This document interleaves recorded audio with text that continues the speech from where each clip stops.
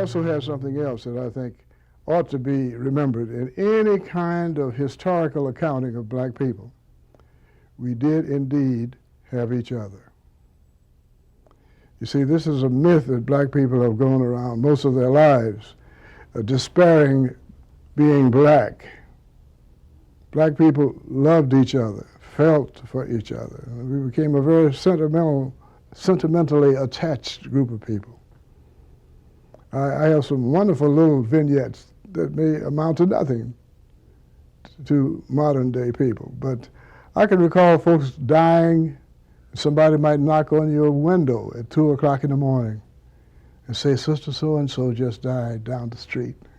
And your parents would get up and dress and go down to accompany them. Or someone would lose a daughter or a son, and we didn't have telephones, so somebody would go by and knock on people's windows, at least the people in the churches or the doors, say, we think you ought to know that so-and-so died today. I remember in particular one good friend of my father's, and I was a little boy, and I think his daughter's name was Odella, and he was crying, and he came by and tapped on my father's door and window and said, my daughter just died. And the people would come and comfort each other. We really did have each other. We were each other's keepers. And this, I think, has almost been ignored. We did not look at each other with distrust that we learned to do in the big city. No iron gates, no bars on the windows to keep each other out. The love that I experienced as a little boy be very difficult to duplicate it, replicate it in a big city today.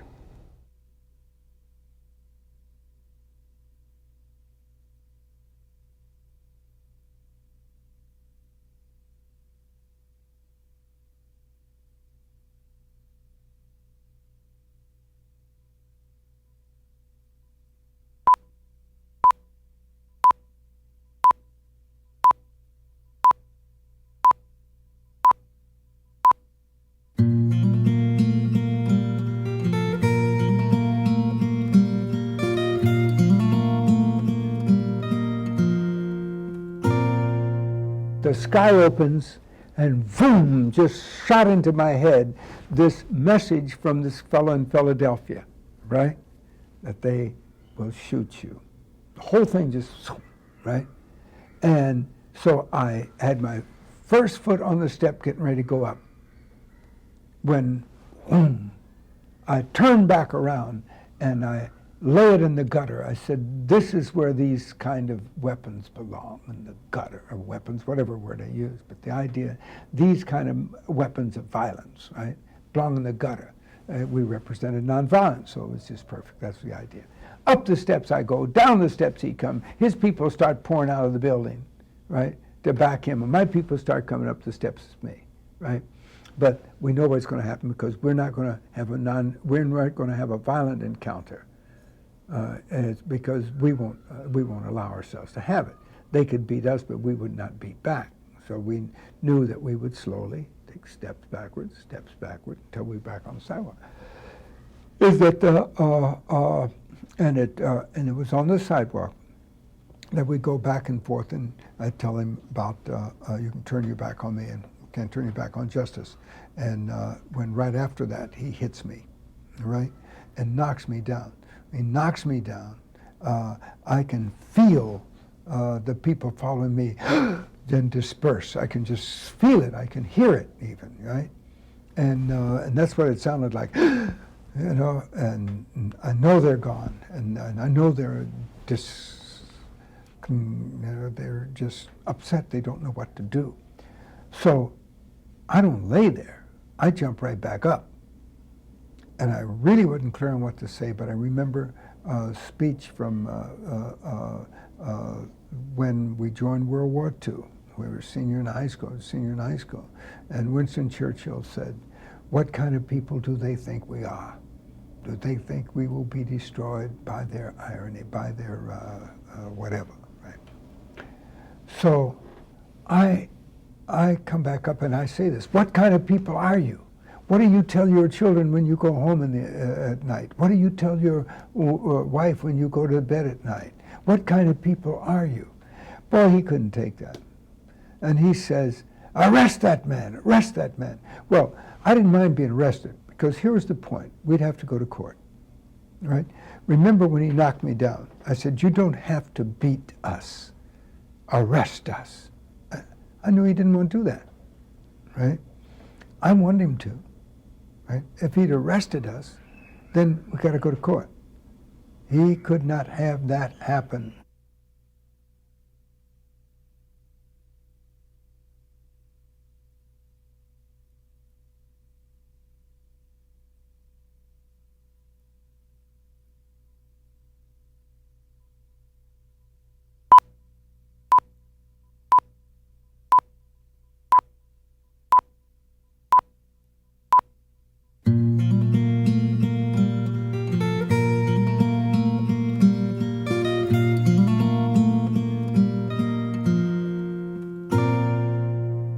I've been around lots and lots of people, and I know my background, and I know, and I'm not afraid of looking back. I'm always sharing part of my family with people.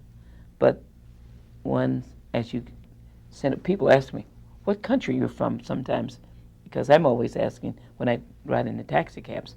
I tell the children, I say, I go around the world in taxi cabs, because you can always meet somebody from Nigeria, meet somebody from Pakistan or from India, and from sometimes from Jordan, whatnot. And so I always try to say, can you share how do you just say hello? How do you say how are you?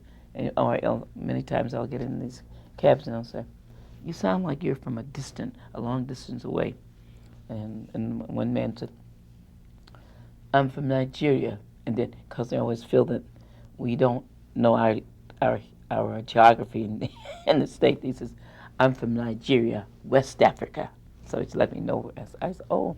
So I knew that there was a man, Mr. Williams, who used to teach. He was an anthropologist at Roosevelt University. It was a college at the time. And he did a big book on it was a black professor on the Gullah dialect, and how it's very much like some of the African sounds, languages. So he said it's very much like Yoruba and Hausa. So when I read his book, I said, oh boy. So when I knew the Nigeria in the West, I said, do you speak, I said to this man, I said, do you speak Hausa? He says, no. I said, do you speak Yoruba? He says, no. Then I thought I ran out. I don't know what else.